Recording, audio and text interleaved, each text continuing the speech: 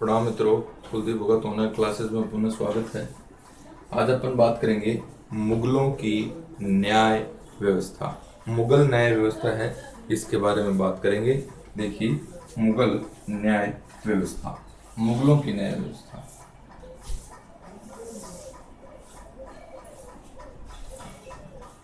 मुगल न्याय व्यवस्था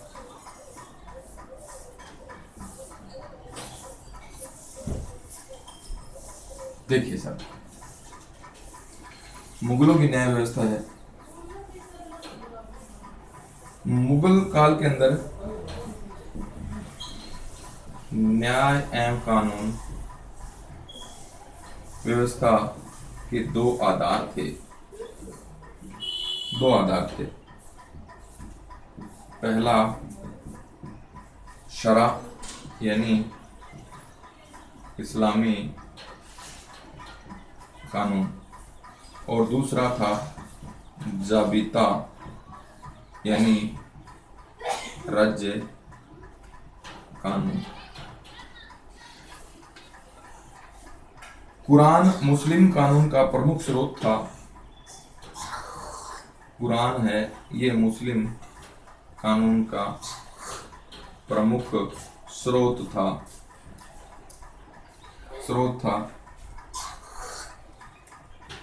ये था हदीस। हदीस यानी पैगंबर के उपदेश। नेक्स्ट है इज्मा। एक तो हदीस हो गया, दूसरा है इज्मा। ये है मुहद्दिसों द्वारा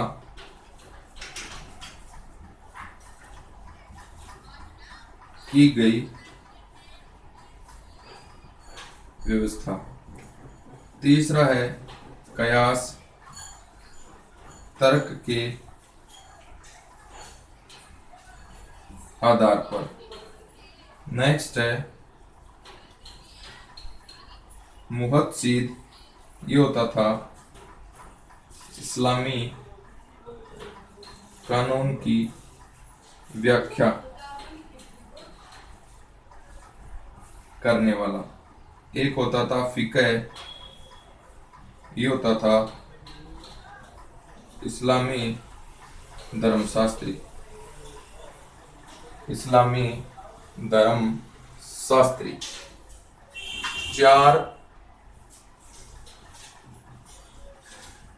चार कानूनी सिद्धांत इनका प्रचलन था। हनफी, मलफी,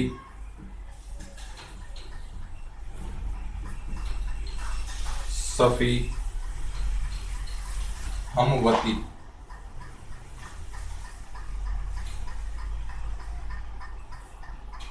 हमवती। नेक्स्ट है औरंगजेब की आज्ञा से शेख निजामी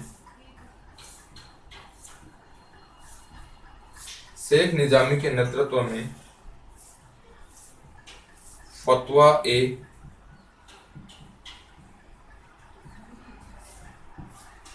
आलमगीरी की रचना की गई। ये हनफी कानूनों का संग्रह। अच्छा क्वेश्चन है सब। नेक्स्ट है शाहजहां और औरंगजेब के न्याय का दिन बुधवार होता था।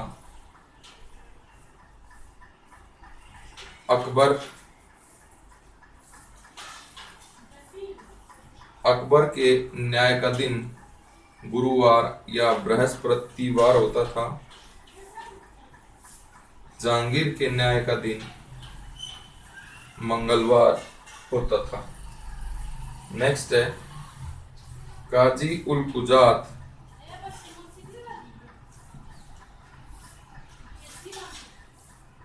फौजदारी कानूनों को देखता था। नेक्स्ट है सद्र उस सुदूर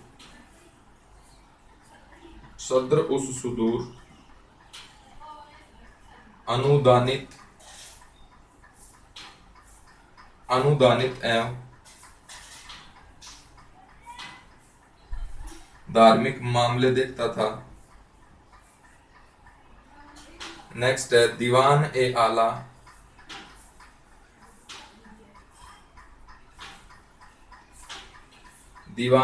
है वित्त विभाग देखता था। वित्त विभाग देखता था। नेक्स्ट देखें, न्याय एवं कानून है, इसके दो आधार थे मुगल न्याय और कानून के। पहला तो शरा था जो इस्लामी कानून होता था, दूसरा जाबिता यानी राज्य के कानून होते थे।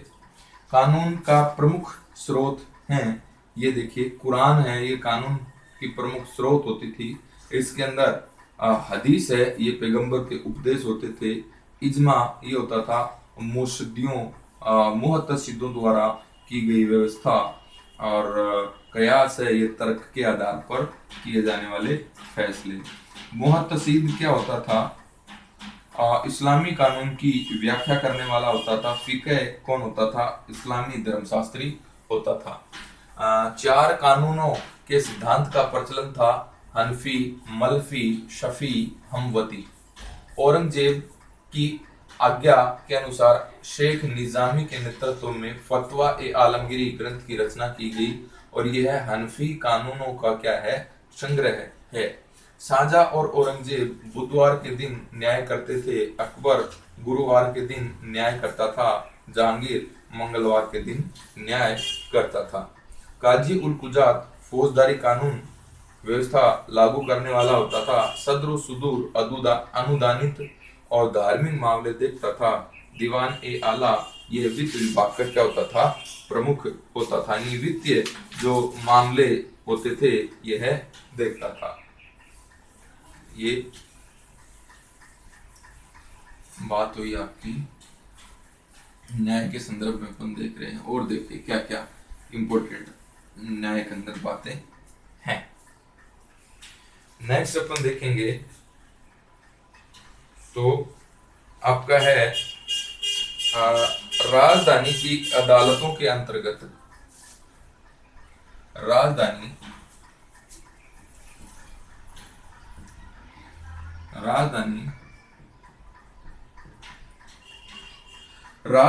अदालतों के अंतर्गत नाजिम अदालत,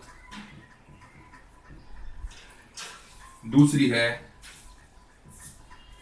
दीवान की अदालत, और फिर है काजी की अदालत।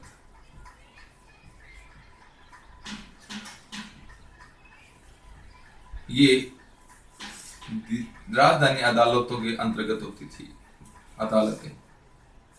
नेक्स्ट अपन देखेंगे तो देखें आप और क्या इसके अंदर हैं प्रमुख बातें।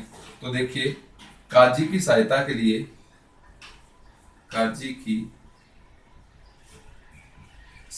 लिए मीर अदल होता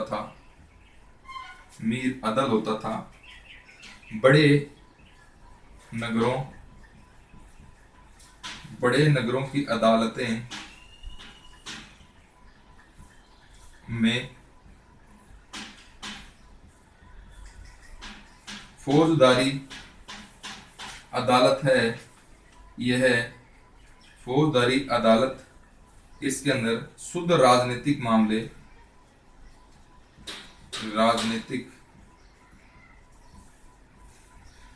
इसके अंदर देखे जाते थे। शुद्ध राजनीतिक मामले इसके अंदर देखे जाते थे। नेक्स्ट है कोतवाली अदालत। कोतवाल की अदालत यह है साधारण जनता के अंदर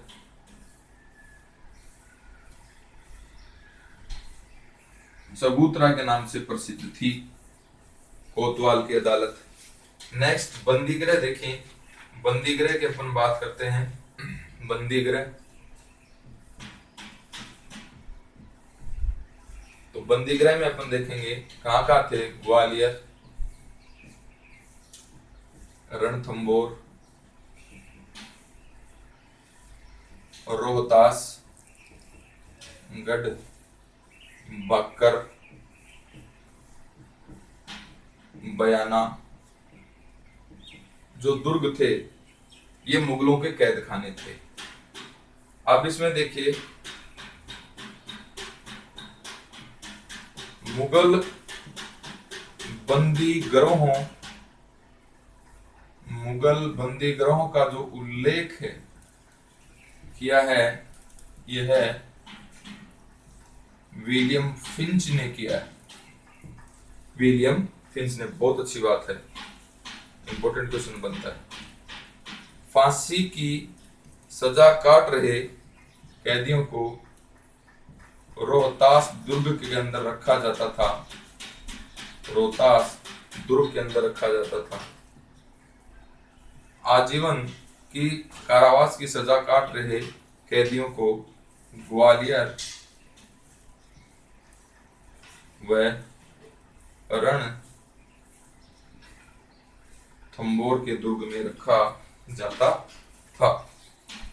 देखिए राजधानी के अंदर अदालतें जो होती थी, नाजिम अदालत, दीवान की अदालत, काजी की अदालत और सर्वोच्च जो अदालत होती थी वो सम्राट की होती थी।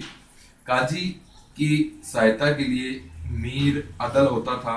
बड़े नगरों की अदालतें जो होती थी ये फौजदारी अदालतें शुद्ध राजनीतिक मामले देखती थी।